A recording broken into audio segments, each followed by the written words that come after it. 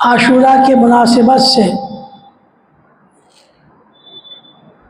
कुछ ज़िक्र सैयदना इमाम हुसैन इमाम हसन रज़ी अल्लाह अन्हुमा का कर ले हैं।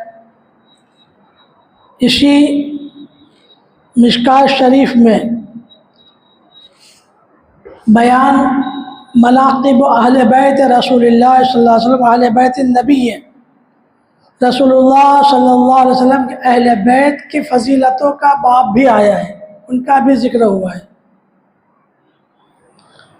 उन्हीं में सैयदना इमाम हसन और इमाम हुसैन रज़ियल्लाहु अन्हुमा का ज़िक्र भी आया है।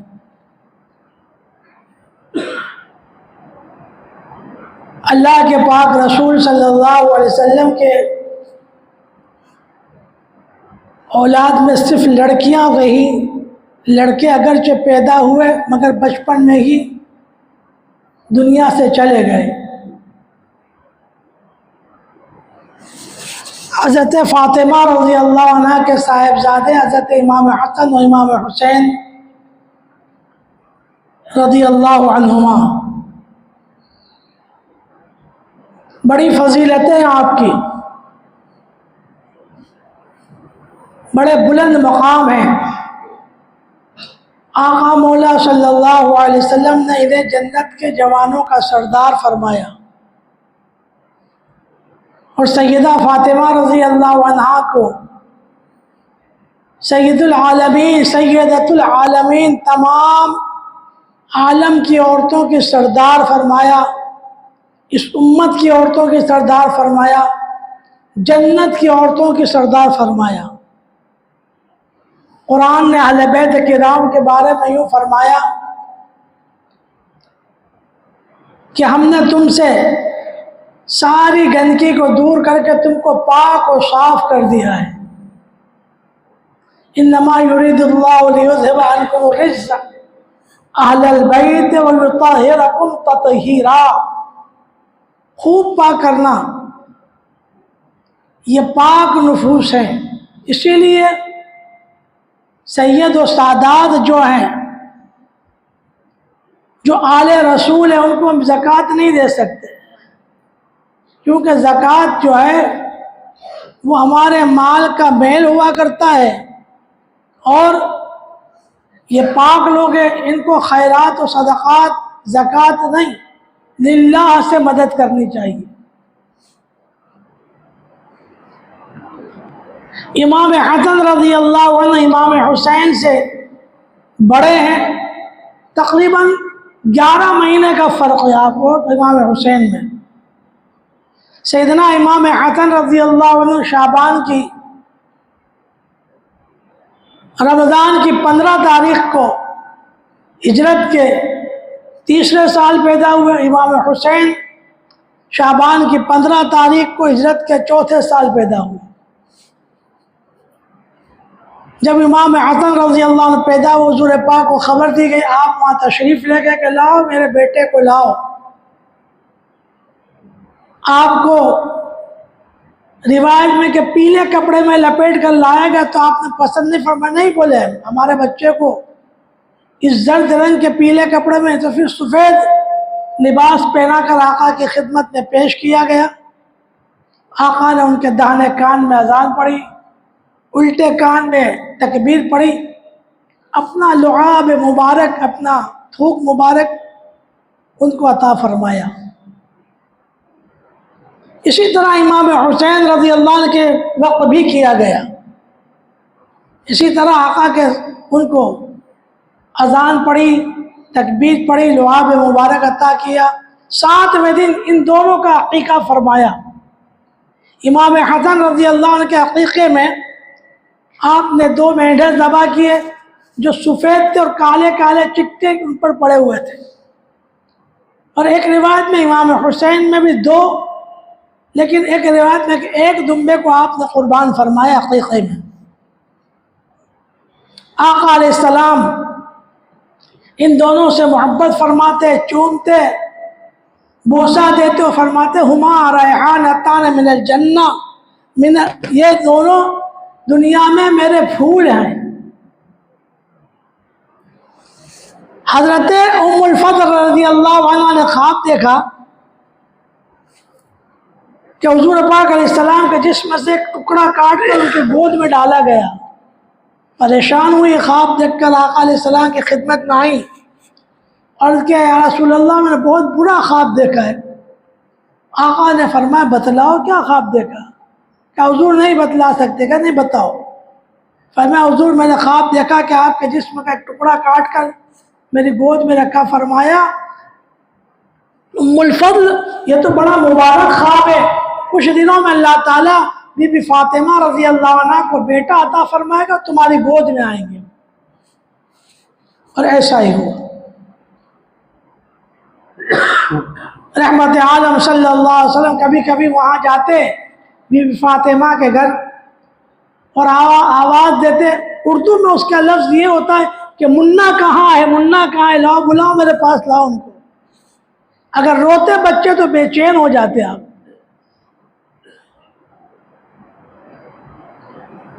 रिवायतों में है कि यहाँ से नाफ से लेके नीचे तक और यहाँ से ऊपर तक दो बच्चों में हुजूर पाक की मुशाबहत थी।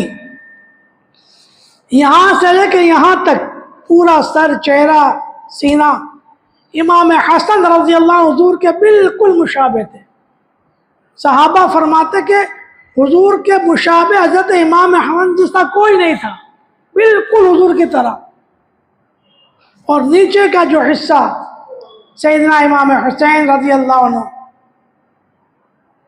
मेरे वालिद मोहतरम आशिक़ रसूल हज़रत अल्लामा मुफ्ती मोहम्मद सिद्दीक़ साहब को मैंने फरमाते सुना है कि इमाम हुसैन को ये नहीं दिया गया और ये फरमाया इसलिए कि इमाम हुसैन को शहादत थी और नबी के मुशाबे को भी, चेहरे को भी अल्लाह ये पसंद नहीं करता था कि उसको तलवार से कत्ल किया जाए, इसलिए ये इमाम हसन को दिया गया। और मुशाबहत ये कि सरकार मदीना सल्लल्लाहु अलैहि वसल्लम को जहर दिया गया था और आखिरी वक्त में उसी जहर की वजह से आपकी तकलीफ पड़ी थी। आपने फरमाया था आखिरी वक्त में कि वो जहर जो मुझको दिया था उसका मुझको तकलीफ हो रही है। यही बात इमाम हसन रज़ी अल्लाह अन्हु को आपको कई मरतबा जहर दिया गया, तकरीबन 3 मरतबा जहर दिया और आखिरी बार जब जहर दिया गया बड़ा सख्त जहर था, आपके कलेजे के आंतों के टुकड़े होने लगे। आपने फरमाया कि अब मैं दुनिया में नहीं रहूँगा। अल्लाह के रसूल सल्लल्लाहु अलैहि वसल्लम बड़ी मोहब्बत फरमाते थे। एक दिन कांधे पर सवार थे, किसी सहाबी ने देखा तो फरमाया क्या बेहतरीन सवारी है। आका ने फरमाया सवार भी तो कितना बेहतरीन है, वो तो देखो। जब हुजूर पाक सजदे में जाते तो ये नवासे आकर आका की पुष्ट पर बैठ जाते, गर्दन पर बैठ जाते। जब तक ये खुद उतरते नहीं, आका सजदे से सर नहीं उठाया करते थे कि कहीं बच्चों को लग न जाए मैं उठूं।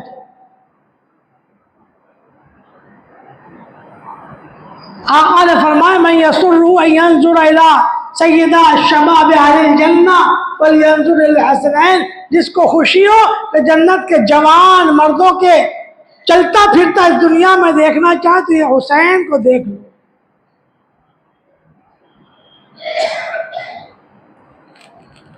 बड़ी फजीलत, बड़ी मोहब्बत फरमाया आका सलाम ने, अल्लाह मैं इनसे मोहब्बत करता हूँ,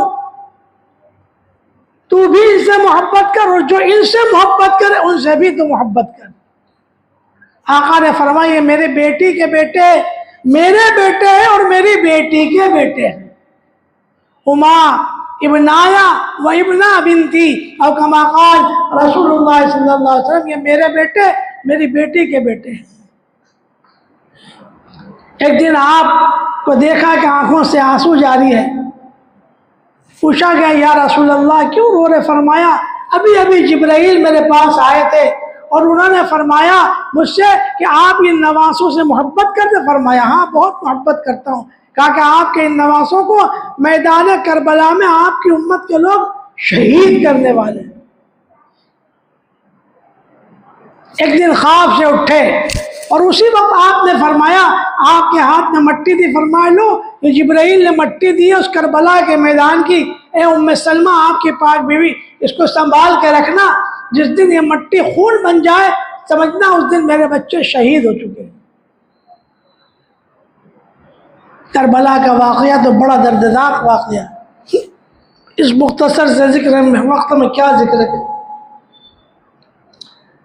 आका मौला सल्लल्लाहु अलैहि वसल्लम के बाद सैयदना अबू बकर सिद्दीक़ खलीफा हुए, उनके बाद सैयदना फारूक आज़म खलीफा, उनके बाद हज़रत उस्मान गनी, उनके बाद मौला अली करमल्लाहु वजहू रज़ियल्लाहु अन्हु अजमईन, ये खुलफ़ाए राशिदीन।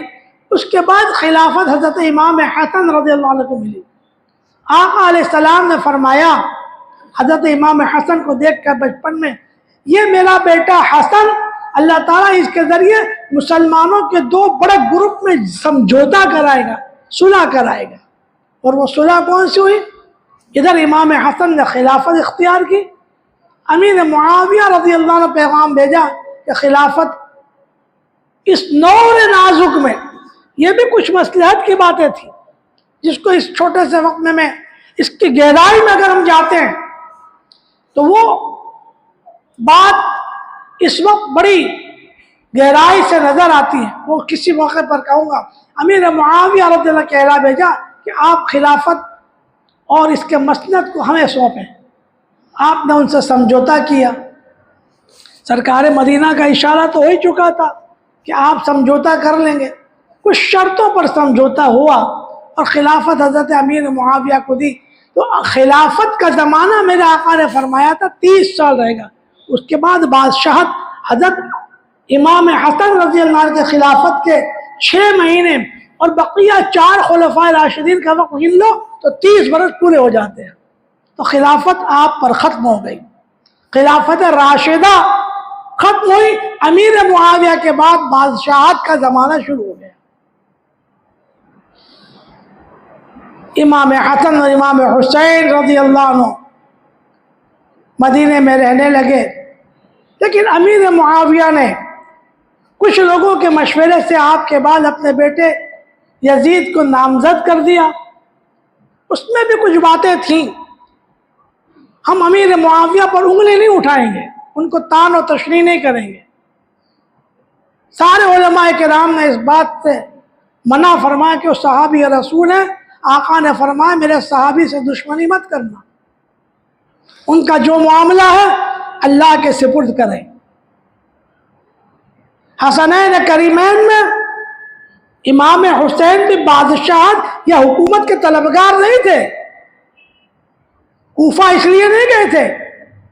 यजीद जब गादी पर बैठ गया उसने अय्याशियाँ, मक्कारियाँ, दीन के मामलात में खलल अंदाजियाँ की और आप पर दबाव डाला कि आप बेअत करें, मुझको बादशाह माने।